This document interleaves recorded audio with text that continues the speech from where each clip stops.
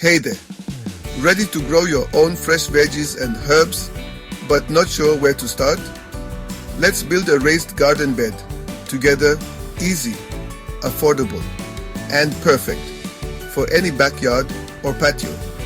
First, grab your materials: untreated wooden boards, some exterior screws, a drill, and a measuring tape.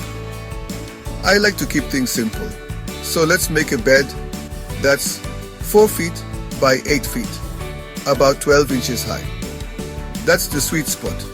Big enough for plenty of plants, but manageable to reach across.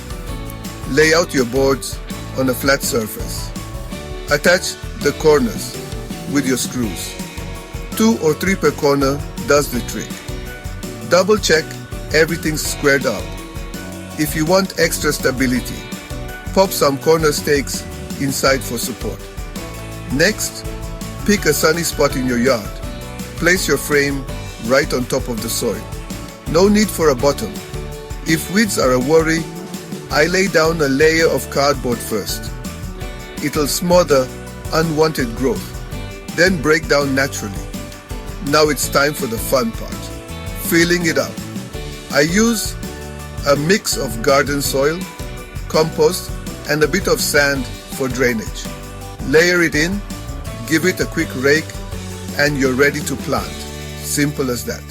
Plant your favorite herbs, veggies, or even some flowers along the edges.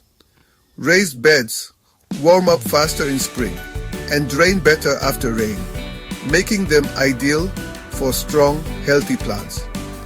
That's all it takes. In just an afternoon, you'll have your very own raised garden bed, ready for planting and harvesting all season long. Got questions or want to show off your garden? Drop a comment below. I love seeing what you grow. Thanks for watching and happy gardening.